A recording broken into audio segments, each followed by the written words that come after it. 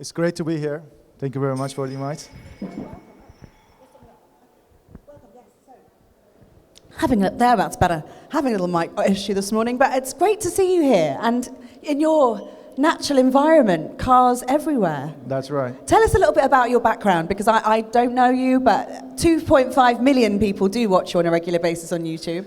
Yeah, I am a car nut actually. I am a very car enthusiast since my childhood. I started working in Ferrari in 1995 actually, when I was 18 years old. Oh wow. And I spent my life, almost half of it, with Ferrari and Maserati brands with 17 years. Actually, the owner of this premises, one of the owner, is my ex-general manager, Mr. Orhan Ülgür.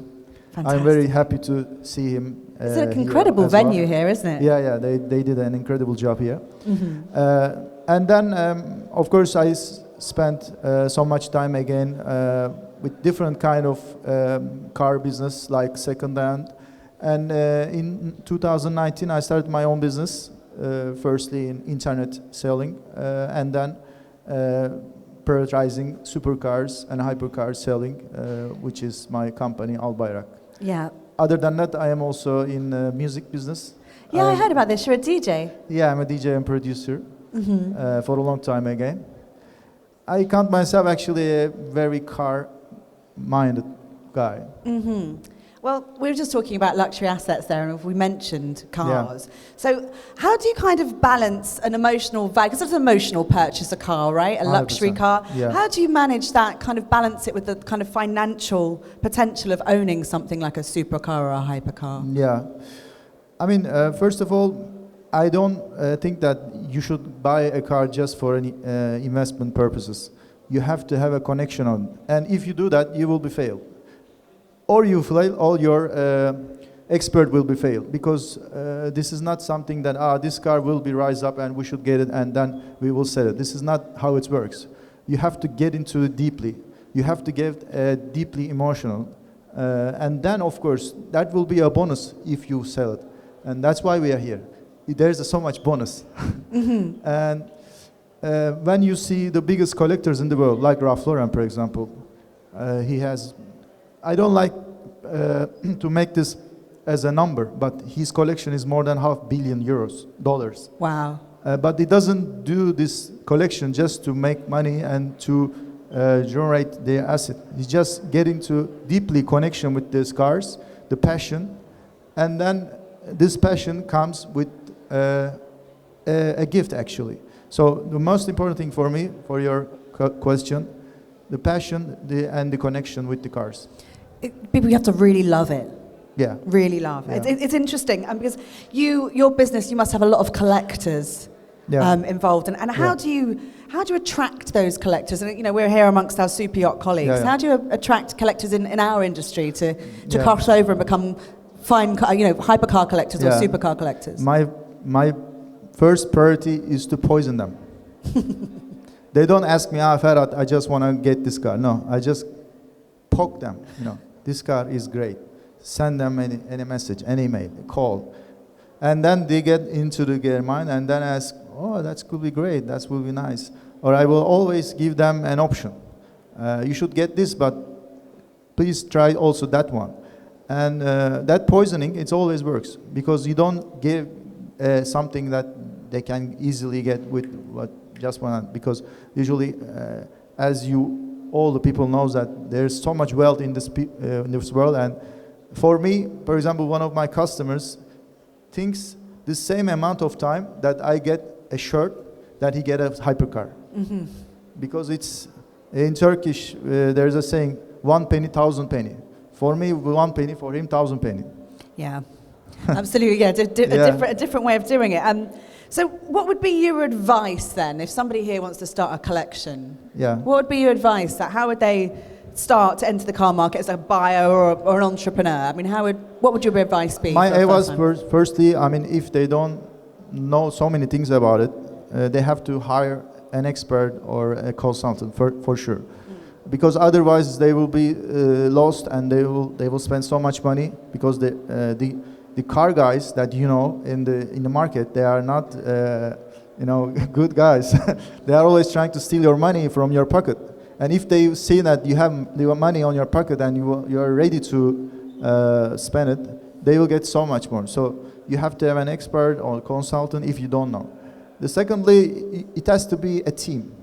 So if there's a continuation of in your collection, like let's say yellow cars, 60 years cars, or only Ferraris, only SLs, something like that. 911s only. If you have a team in your collection, it will add so much more after the end of the. Because usually, when you own a collection car, if you let's say one is 1 million euro, two 1 million euro, when you get two, your collection it doesn't do. It is more than 2.5 because it's a team and it's a continuation. So my advice also deeply that it has to be a team. It's not easy, of course, because when you spend money, you don't stop.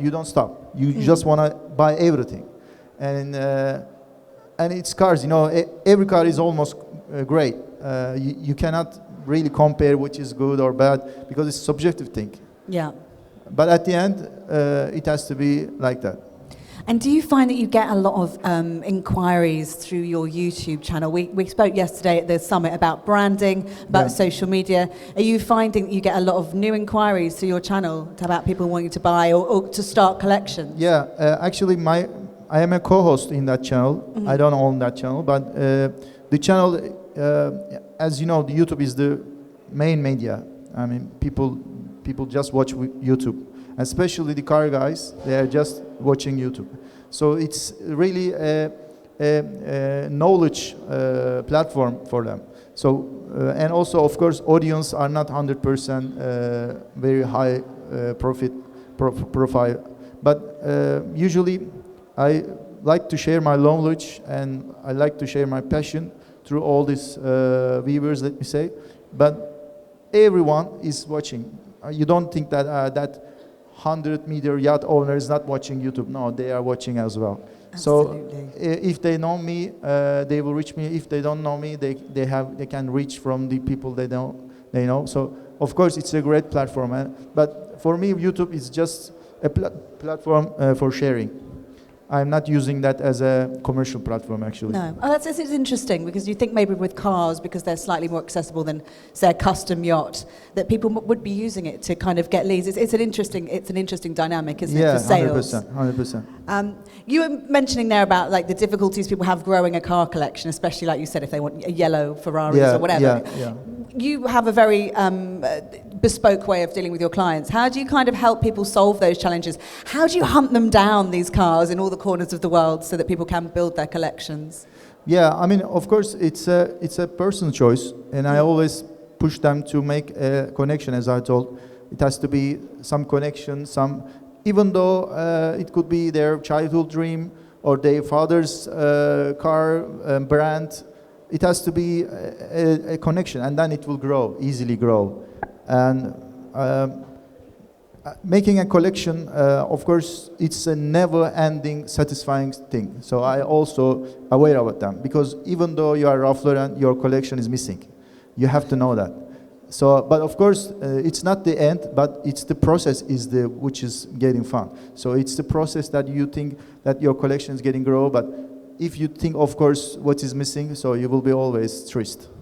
So there's always something more to find. Yeah. It must be very, very satisfying when you find the right thing, but also very annoying when you can't. 100%. Because there will be always it's something that cannot be found. Yeah, absolutely. I can imagine. It's a fun game of kind of hide and seek around playing cars.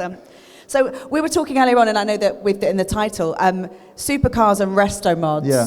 I know there's two different like camps, aren't there? People who like Restomods, people who don't. Why are they appealing for collectors? Firstly, supercars or hypercars, and there's also the Restomods. I mean, what's interesting about those? Because some people think it's sacrilege, right? Yeah. To use the Restomods, other people think it's amazing. Sure. Yeah. I mean, Restomod is the next thing for car business, in my opinion, and also is the pinnacle of making a car, because, for example, when you mention here, you mention a classic car. You don't mention a new car. Yeah. So definitely it's get-attracting, because the classic cars looks better, 100%. But they sucks to drive. Yeah. So you cannot maintain it because it's so unsatisfying to drive and unsatisfying to maintain as well. So when you combine that look with the technology, it's the best of the world. But of course, when you're trying to make it better, is already good. There's so much big chance to mess it up. For example, 65 Mustang, it's a great looking car, but if you do some tricks on the exterior of the car, and if you mess it, whatever you put an engine or transmission, it won't be work. So that's why it's so hard also to make that gusto. And since classic cars are limited, and their values will be always higher, no matter what. No matter what the economic crisis will get, their prices will be up because the allocation is limited. This is also the same thing with the supercars as well. Because their allocation is limited, and there's so much money on the world, and the price is always getting increased. The increase can be decreased, but increase will be there. And if you are a 70 years old car collector, of course, Restomods won't be your thing. But if you are at 30 or 40 or 50, and you are just getting amused by the classic cars, you will be so much amazed with the Restomods, because also some Restomod brands are making more value than the original classic.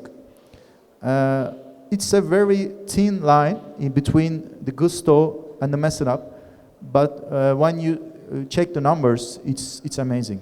Because people are really looking for that performance, yeah. not just. For example, I give you look. an example. Yeah, please do. There's a company called Singer in California, which already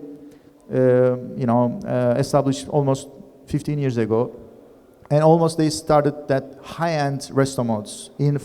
They are doing 911s only. Okay. So they take an 89 to 94 model 911 and put the exterior to 17 years old 911. So they backdate the exterior. And they put the new engine and the transmission and incredible amount of finishing, incredible amount of materials. And they sell it for $500,000. Oh, wow. Excluding cars. There's 2.5 years waiting list for this brand. And that brand car in auctions, it costs more than 1.2, 1.3 million. So of course, it's the best example of Restomods, but they are pushing the limits of the other brands as well. So they say right now, we don't do for 500,000 euro. We will do only above 1 million. And the classic 911 they do, it's sold out. We will only do turbos and start at 1 million. So it's incredible. And they sold more than 300 cars. Wow. Yeah. So there are they're almost like kind of artisans doing 100%. For me, it's four-wheel art. Yeah, absolutely. I guess it's like if you had a Picasso and it needed to be restored, then you'd need the best in the world, right? Yeah, yeah. And so just to wrap up, if you had your wish list, maybe like 3 cars, your wish list, and budget no option, what would you be buying? I am one of those guys that will never satisfied. So for me, of course, I'm a Ferrari guy, and my list will be Ferraris. All Ferraris? Yeah, all Ferraris. Okay. Yeah. 250 GTO, 250 LM, 458 Speciale, F40, F50 La Ferrari, the list goes on. That wasn't 3, was it? I will not satisfy for 200 million euros. Okay. So that's why I am also that guy. That's a large shopping list. Yeah, yeah, because our buck as a human being, we never get satisfied. Well, I mean, I hope that we do. Otherwise, it's going to be a very boring life. But has anyone got any questions for her about cars? I mean, I can't give you any questions to ask because I know nothing. But anyone want to talk about supercars? No? Have you got anything else you'd like to share with our audience? It's great to be here with a different audience, with a different aspect. Actually, I don't know anything about yachts as well. I just like to get into and make sales. But of course, the custom profile is so parallel, is so distinctive, and great to be here and share my thoughts. Thank you very much. Yeah, thank you for joining us.